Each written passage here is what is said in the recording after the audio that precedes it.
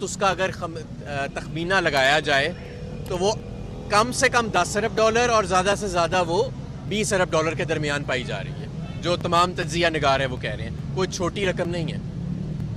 और जो सबसे इसमें भी तशवीश की बात है कि जो मौजूदा हुकूमत मुसल्लत हुई बैठी है, जिसकी कतन कोई दिलचस्पी नहीं है मईशत को चलाने में, मुल्क को चलाने में, जो सिर्फ़ और सिर्फ अपने केस ख़त्म करने में और इदारों को मैनेज करने में, अपने लोगों को लगाने में मसरूफ़ रही है, उनका माशी बहाली के लिए कोई प्लान, माशी बहाली के लिए क्या, माशी रेस्क्यू के लिए आज कोई प्लान कौम के सामने मौजूद नहीं है।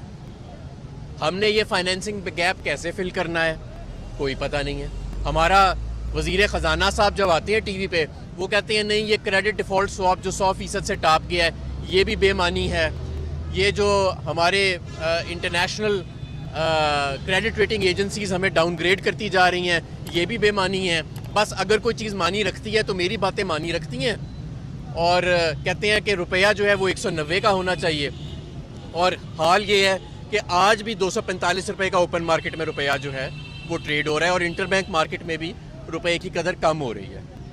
अभी भी मैं समझता हूँ कि लोगों को समझ नहीं आई कि मईशत के हालात कितने ख़राब हो चुके हैं। पिछले 7 महीने में ये जो रजीम चेंज का ब्लंडर हुआ है, आखिर किसी ना किसी को तो इसकी जवाबदेही करनी पड़ेगी ना। सिर्फ अब मैं बात कर रहा हूँ सिर्फ जो माशी नुकसान हुआ है कि कहाँ 6% पे मईशत ग्रो कर रही थी और अगले साल का हमने तखमीना 8% लगाया था, कहाँ आपकी सनत जो है वो फल फूल रही थी, कहाँ पाकिस्तान जो है उसकी एक्सपोर्टर्स जो हैं वो टेक ऑफ कर रहे थे, ऑर्डर्स पूरे नहीं हो रहे थे। ना सिर्फ ऑर्डर्स पूरे नहीं हो रहे थे, लोग नई मशीनरी मंगा रहे थे। आज मशीनरी स्क्रैप के भाव पे बिक रही है। ये फ़र्क आ चुका है। हाँ, लोगों को उठाया गया, उन्हें नंगा करके मारा गया, लोगों को ब्लैकमेल किया गया, वो तो एक तरफ, लेकिन जो माशी नुकसान हो गया पाकिस्तान का, कहाँ मईशत थी ये मार्च अप्रैल में और कहाँ लाके इसको खड़ा कर दिया गया है, और अभी भी पता नहीं कि हालात आगे कैसे संभालने हैं, किसी को कोई अंदाज़ा नहीं है। इसका कौन जिम्मेदार है? कौन था जिसने रजीम चेंज को ऑर्केस्ट्रेट कराया? कौन था जिसने सियासत में मदाखलत करके एक मुंतखब हुकूमत को घर भेजा और इन नालायकों के टोले को हमारे ऊपर मुसल्लत कर दिया? वो कौन था? तो आप सबको पता है कि अब, अच्छा मुझे एक और बात बताएं, ये जो नालायक लोगों को मुसल्लत किया गया है, सनत डूब रही है, सनत का वजीर कौन है? तजारत डूब रही है, कॉमर्स का वजीर कौन है? किसी को पता नहीं है। आपका बदतरीन एनर्जी का क्राइसिस आने वाला है, गैस का क्राइसिस आने वाला है, बिजली का क्राइसिस आ चुका है, और बिजली का वजीर गायब है। पता नहीं उनका क्या प्लान है, वो क्या कर रहे हैं इसको रोकने के लिए। हाँ, कभी कभी तस्वीर आती है, गले में एक हार डाला होता है, कोई किसी के साथ ऐसे, किसी गोरे के साथ खड़े हैं, किसी दूसरे के साथ खड़े हैं, लेकिन क्या मंसूबा है कोई पता नहीं है। वजीर ख़जाना अपनी मंतक दे जाते हैं जिनकी मईशत के असूलों की आज तक किसी को समझ नहीं आई। तो ये जो एक जोकरों के टोले को हमारे ऊपर लाके मुसल्लत कर दिया गया है, आखिर किसी ने तो इसका कभी जवाब देना है ना कि इसका कौन जिम्मेदार था। हम सबको पता है इसका कौन जिम्मेदार था। तो अब ये टॉर्चर करके, ब्लैकमेल करके, और हम तो पहले ही कहते थे कि ये लोगों को इस तरह तशद्दुद का निशाना बनाना, ब्लैकमेल का निशाना बनाना, इससे कोई हल नहीं निकलेगा। तो आज हमें, मैं समझता हूँ कि पाकिस्तान की मईशत जिस नहज पर पहुँच चुकी है, संजीदगी के साथ सर जोड़ के इस वक्त हमें इसका रास्ता निकालना चाहिए। और इसका एक ही रास्ता है, इसका सिर्फ एक रास्ता है कि फौरी तौर पे इस मुल्क के अंदर एक मजबूत 5 साल के लिए मुस्तहकम हुकूमत कायम की जाए। वो हुकूमत आए, एक काबिल वज़रा की टीम बने जो सर जोड़ के बैठें। इस मुल्क के अंदर 3 इमरजेंसियाँ लगनी चाहिए।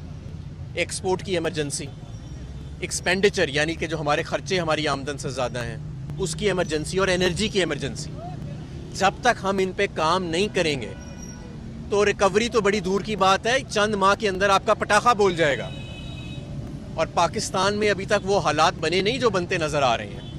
ज़रा जाके देखें वेनेजुएला, अर्जेंटीना और दूसरे ममालिक में क्या हाल होता है जब मुल्क दिवालिया होते हैं, खुदा ना खासा डिफ़ॉल्ट करते हैं। पाकिस्तान जैसा बड़ा मुल्क जो है वो, उसके अंदर जो अफरा तफरी आएगी उसकी पहले नवीद नहीं मिलती। तो अब सिर्फ ये साजिशों के ज़ोर के ऊपर, सिर्फ तशद्दुद के ज़ोर के ऊपर, सिर्फ ब्लैकमेलिंग के ज़ोर के ऊपर ये मुल्क नहीं चल सकना। इस मुल्क को चलाने के लिए हमें संजीदगी से अब माशी जो महाज है उसके ऊपर बात करनी चाहिए। अगर हम अभी बात नहीं करेंगे और अभी ये रियलाइज़ नहीं करेंगे कि हालात कितने ख़राब हो चुके हैं, तो मैं आपको पूरी ज़िम्मेदारी से गारंटी करता हूँ महीने डेढ़ के बाद आप में से कोई शख्स सियासी गुफ्तगू नहीं कर रहा होगा, कोई शख्स आर्मी चीफ के ऊपर मफरूज़े नहीं कर रहा होगा कि ये कैसा होगा, अच्छा होगा, बुरा होगा, इसकी लाइकिंग डिसलाइकिंग क्या होगी। हर शो का मौजू सिर्फ एक होगा कि इकॉनमी, मईशत को अब दोबारा खड़ा कैसे करना है। इससे पहले कि हम उस मुकाम पर पहुँचें कि जहाँ पे ये डिफ़ॉल्ट जो है वो दंदनाना शुरू करे, हमें फौरी तो। और मैं आपको एक और बात बताऊँ, मुझे ये लगता है कि, और बहुत सारे लोगों का ये मेरे साथ अग्रीमेंट है कि ये हुकूमत आई अपने केसेस ख़त्म करने के लिए और इदारों पर अपने लोगों को मुसल्लत करने के लिए, और ये तब तक हुकूमत चलाएंगे बिल्कुल डिफ़ॉल्ट के दहाने पे ले जाकर ये एकदम से सारा कुछ कायम मुकाम हुकूमतों के सर पे छोड़ जाएंगे और कहेंगे देखो जी वो जो अगले आए थे उन्होंने ये सारा कुछ कर दिया। हालात ख़राब हैं, हालात इस वक्त इस हुकूमत से संभल नहीं रहे, इस हुकूमत के पास कोई मंसूबा नहीं है, और माशी जो है वो मईशत वो बदकिस्मती से, तशद्दुद से और हरासा करने से संभलती नहीं है, मज़ीद ख़राब होती है। अभी आपने कहा कि वो कौन था जिसने साजिश करके सियासी हुकूमत में मुदाखलत की और उनको घर भेजा। जो रिकॉर्डेड फैक्ट्स हैं जो हमने देखा, कौमी असम्बली में तहरीक अदम एतमाद आई और उस पर वोटिंग अदालत के कहने पर आपको ऑर्डर दिए गए कि पुरअमन तरीके से वोटिंग कराई जाए, तो आपका इशारा अदलिया की तरफ है या किसी और की तरफ है? नहीं, मेरा अदलिया की तरफ नहीं है, अलबत्ता कि अदलिया पे भी हमें बहुत ज़्यादा फ़िलहाल मायूसी है, इसमें कोई शक नहीं है कि आज़म सवाती का केस हुआ, अरशद शरीफ का केस हुआ, इमरान खान पर कातिलाना हमला हुआ, तो अदलिया जो है उम्मीद है कि इंशाअल्लाह ताला इन चीज़ों पर नोटिस लेगी। लेकिन आपको सबको पता है कि इशारे किस तरफ हैं, और आप सबको पता है कि रातों रात लोटे कैसे बने, आप सबको पता है कि ये सारा मामला जो है ये कैसे चलता रहा माजी में, और क्या। और मैं आपको एक और बात बताना चाहता हूँ, एक वक्त होता था आज से 50 साल पहले, 60-70 साल पहले, दुनिया में सोवियत यूनियन के कुछ ममालिक होते थे, दूसरे ममालिक होते थे, जहाँ पे जगह जगह छोटी छोटी डिक्टेटरशिप्स बनी होती थी, जहाँ पे सिपा सलार जो हैं वो फ़ौज में मुदाखलत करते थे। आज 2022 में सवाए चंद बनाना रिपब्लिक्स के और सवाए चंद टिन पॉट डिक्टेटरशिप्स के ये तसव्वुर कहीं पे नहीं है, ये तसव्वुर ख़त्म हो चुका है, और हम अभी भी इस बुनियादी बहस के अंदर उलझे हुए हैं कि रोल होना चाहिए, नहीं होना चाहिए, अच्छी चीज़ है कि नहीं अच्छी चीज़ है। हमें फौरी तौर पे अब मामलात जो है वो ये इस कौम को अवाम के हवाले वापस करना चाहिए, फ्रेश मैंडेट लेके आना चाहिए, नई मजबूत हुकूमत आए और वो मईशत को संभाले, वरना ये आपकी साजिशों में और ये तशद्दुद में किसी को कोई दिलचस्पी नहीं रहनी, सियासत में भी किसी को कोई दिलचस्पी नहीं रहनी कुछ अरसे बाद, सिर्फ और सिर्फ जो माशी बहरान आ रहा है वही मौजूद रह जाएगा। तो ये बताइएगा कि कल शेड्यूल थी मुलाकात, कल का दिन भी गुजर गया, आज भी सुना था कि आएंगे परवेज़ रईस साहब, आज भी नहीं आए, कैसे? वो इतने मसरूफ़ हैं कि चेयरमैन साहब यहाँ बैठे हुए, इमरान खान साहब, वो मुलाकात के लिए क्यों नहीं आ रहे? समझिए नहीं, ऐसा कोई बात नहीं है, वो मेरा ख्याल है आज या कल में मुलाकात हो जाएगी। वो भाई ये बताइएगा, आपने बड़ी अच्छी मौशी बात की है कि 3-4 रोज बाद मिशन इशू होगा, तमाम कागजात महीने डेढ़ महीने बाद DGISI की प्रेस कॉन्फ्रेंस आपको याद होगी, उन्होंने एक जुमला बोला था, जब मैं तैनात हुआ, मेरा नोटिफिकेशन हुआ, मुझसे पूछा गया पाकिस्तान का सबसे बड़ा मसला DGISPR ISI, अच्छा। DGISI, तो मैंने कहा मिशन, तो उस वक्त के वज़ीर आज़म ने कहा नहीं एहतसाब। अब आप बात करें मिशन, अब DGISI ठीक निकले हैं या वो उन्होंने, ये चीज़ें एक दूसरे से मुख्तलिफ नहीं हैं। देखें, हमारी मईशत बिल्कुल ठीक जा रही थी, बल्कि हमारी मईशत की तारीफ़ें दुनिया के जरीदे कर रहे थे, ठीक है। कोविड के दौरान भी फैसला हुआ या पता नहीं क्यों साजिश की गई कि इस के चोरों को लाके मुसल्लत कर दिया जाएगा, और चोरों ने क्या किया? उन्होंने मईशत नहीं चलाई, उन्होंने अपने केस ख़त्म किए, केस ख़त्म किए, मईशत भी तबाह हो गई, क्योंकि मईशत की तरफ तो नज़र ही किसी के नहीं है। मुझे बताएं पिछले 7 महीने में कोई मंसूबा, कोई रिकवरी, कोई रिफॉर्म मेजर हमारे सामने आया हो? वो जो उठ के तकरीरें करते थे कि मुझे पर्ची दे दो जी, मैं बताता हूँ गैस कैसे सस्ती करनी है, मैं बताता हूँ LNG कैसे ख़रीदना है, वो किधर गए हैं वो सारे लोग? उसमें तो बड़े सहाफ़ी भी थे, किधर गए हैं आज? वो नज़र नहीं आते। तो मैं आपको ये बता रहा हूँ कि ये जो मईशत की तबाही हुई है, इसमें बहुत बड़ा किरदार जो NRO 2 दिया गया है पिछले 7 माह में, पिछले 7 माह में इस मुल्क में किसी को शक नहीं होना चाहिए, NRO2 दिया गया है और आवाज़ों को बंद रखने के लिए बदतरीन तशद्दुद, बदतरीन ब्लैकमेल। और अभी भी आज़म स्वाति को आप देखें ना, उस बेचारे का क्या कसूर है? इस वक्त तो पूरी कौम को आज़म स्वाति के साथ खड़ा होना चाहिए, सब इदारों को आज़म स्वाति के साथ खड़ा होना चाहिए। आज़म स्वाति आज सलाखों के पीछे है। अच्छा, हम ये बताइएगा, शहबाज शरीफ साहब आपको पहले भी मिसाकी मईशत की दावत दे चुके हैं, जिस तरह हम बता रहे हैं कि माशी हालत जो है वो बहुत बुरी है, अगर वो आपको फिर दावत देते हैं कि आए बैठें पार्लियामेंट में बैठ के मईशत के हवाले से चीज़ें बेहतर करें, तो क्या आप? जी बिल्कुल, जब इलेक्शन हो जाएंगे पाकिस्तान तहरीक इंसाफ की या जिसकी भी हुकूमत आ जाएगी और अगर शहबाज शरीफ साहब इलेक्ट हो गए उस पार्लियामेंट में, जिसके चांसेस काफ़ी कम लग रहे हैं, तो इनको साथ बिठा लेंगे हम कि भाई आप भी बता दें कैसे मईशत का बेड़ा गर्क किया था, ताकि हम वो चीज़ें रिवर्स कर दें। भाई ये बताएं कि 3 साल तक पाकिस्तान तहरीक इंसाफ की हुकूमत और उनका पेज एक रहा, सारे मामला बेहतरीन चलते रहे, क्या वजह है कि जिस वजह से आपका वो पेज फटा, आप लोग वो बताने से कासिर हैं?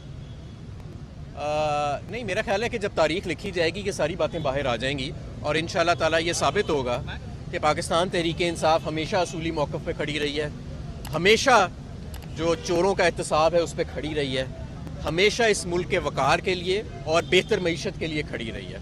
अगर किसी का कोई और एजेंडा था तो इंशाल्लाह ताला वो तारीख में बातें सारी आ जाएंगी, तारीख खामोश नहीं रहती। अच्छा हमाद भाई ये बताएं कि आपकी 3 साल हुकूमत रही है, आज आपको अदलिया से शिकवा हो गया, निज़ाम अदल को दुरुस्त किसने करना था? आप तो 90 दिन में हालात बेहतर करने के दावे करके आए थे, मदीना की रियासत भी बनानी थी, तो आम आदमी को अगर इंसाफ नहीं मिला तो 3 साल में तो तहरीक इंसाफ क्या गिरेबान? नहीं, इसमें कोई शक नहीं। मैं समझता हूँ कि हमें अदालती निज़ाम के रिफॉर्म्स के लिए, जुडिशल रिफॉर्म्स, लीगल रिफॉर्म्स के लिए हमें ज़्यादा मेहनत करनी चाहिए थी, इसमें कोई शक नहीं। मैं समझता हूँ हमें FBR के सिस्टम को ओवरऑल करने के लिए ज़्यादा मेहनत करनी चाहिए थी, ज़्यादा बोल्ड मेजर्स लेने चाहिए थे, लेकिन बहुत सारा कुछ हमने किया भी। ये हमारे दौर में तो NRO2 या नैब का कानून पास नहीं ना हुआ, हमारे दौर में ही FATF के सारे कवानीन पास हुए, हमारे दौर के अंदर ही एक्सपोर्ट्स जो हैं वो रिकॉर्ड सतह पे चली गई, हमारे दौर में ही सनत बिला वजह ही इतनी तरक्की नहीं कर गई, हमारे दौर में ही मईशत कोविड के दौरान भी और उसके अगले साल भी 6% पे ग्रो कर गई, तो बिला वजह नहीं बहुत सारा काम हुआ भी और बहुत सारा रहने वाला अभी होने वाला रहता है। लेकिन बात यह है, देखें, जब आप एक इतनी बड़ी साजिश के ज़रिए पूरा निज़ाम उल्टा देंगे NRO2 देने के लिए चंद लोगों को, और वो लोग NRO2 तो ले लेंगे लेकिन मुल्क की मईशत का पट्टा बिठा देंगे, तो फिर हालात तो यही होंगे। अब भी वक्त है, मैं ये समझता हूँ एक वक्त आता है माशी मैदान में जब आपके पॉलिसी टूल्स इनफेक्टिव हो जाते हैं। अभी वो टाइम नहीं आया, वो टाइम लेकिन आ जाएगा, क्योंकि दिन ब दिन लोगों को नज़र आता जा रहा है कि इस मईशत के कोई पैर नहीं है। और अगर अच्छा मुझे ये बता दें ना, चले जी इन्हीं लोगों को रखना है, इन्हीं चोरों को मुसल्लत रखना है, उसके लिए पॉलिटिकल इंजीनियरिंग भी करनी है, उसके लिए हर चीज़ करनी है, PTI को लोगों पर तशद्दुद भी करना है, सहाफ़ियों को सब कुछ करना है, तो मुझे बता दें कि इनका प्लान क्या है। खुदारा इस अवाम को, इस वोटर को इतनी तो तसल्ली दे दें कि जनाब वज़ीर ख़जाना साहब, वज़ीर तवानाई साहब वो बता दें क्या हमारा प्लान क्या है। और वज़ीर तजारत और वज़ीर कॉमर्स से सिर्फ इतनी गुजारिश है कि अपना नाम ही बता दें आके TV के ऊपर कि आप लोग हैं कौन, सारा दिन करते क्या हैं, आपकी मसरूफियत क्या रहती है। तजारत और इंडस्ट्री तबाह हो गई, आप दोनों हजरात जो हैं वो हैं कौन, अपनी शक्ल ही दिखा दें। साहब ये बताएं कि परवेज़ साहब ने जो मुलाकात नहीं हो पा रही इमरान खान साहब की, उसकी वजह मोनोसलाई तो नहीं है कि इंतजार कर रहे हैं कि मोनोसलाई के बगैर इमरान खान साहब परवेज़ से नहीं मिलना चाह रहे और कमोनी से बात करना चाह रहे हैं, मोनोसलाई से नहीं, ऐसी बात नहीं है। मोनसलाई साहब बहरहाल हमारे लिए बड़े काबिल एहतराम हैं और पाकिस्तान मुस्लिम लीग काफ का वो एक बड़े अहम रुकन है। अगर वो भी परवेज़ लाई साहब के साथ आएँ तो ज़ाहिर है बेहतर होगा, लेकिन परवेज़ लाई साहब एक वज़ादार आदमी है, मेरा नहीं ख्याल कि वो अपना बयान दे के ऐसे पीछे हटने वाले हैं। आज भी उनका जो पैगाम आया है वो अपने बयान पे कायम है और इमरान खान साहब के साथ खड़े हैं। ये बताइएगा, आपने कहा कि तारीख जो लिखेगी उसको सारी दुनिया याद रखेगी, अगर तारीखदान ये लिख दे कि रजीम चेंज से पहले जनरल बाजवा बड़े मुहिब वतन थे, वो बहुत बहादुर थे, सिपा सलार थे, और अगर तारीखदान ये भी लिख दे कि इमरान खान ने उनको ताहयात एक्सटेंशन की ऑफ़र की थी, तो वो तारीख आप मान लेंगे? देखें, तारीख लिखे लेकिन बहुत सारी चीज़ें उसमें लिखी जाएंगी, ज़ाहिर है हमारा मौक़िफ़ भी उसके सामने आएगा। और देखें, जो आर्मी चीफ़ होता है उसके साथ ज़ाहिर है कि तमाम लोग जो हैं वो चलते हैं। आर्मी चीफ़ हमने तो नहीं नॉमिनेट पहले किया था, किसी और ने नॉमिनेट किया था। जब हम आए हमने बेहतरीन ताल्लुकात मेंटेन रखने की कोशिश की, और मैं समझता हूँ कि कुछ देर तक तो उन्होंने काम के अंदर मदाखलत या ऐसी कोई मामलात किए भी नहीं थे। बाद में जाके मुझे नहीं पता क्या हुआ। सर दोबारा हुकूमत मिली तो NRO 2 जो देने वालों को आप सजा या कटहरे में लाएंगे या इस NRO 2 के फीते फीते कर देंगे हम। बहुत शुक्रिया। अच्छा हमारा साहब ये बताइएगा जाते जाते ये जो एक्सटेंशन वाला कानून बनाया गया था आप क्या समझते हैं? मेरा ख्याल है इस एक्सटेंशन वाले कानून को ख़त्म कर देना चाहिए।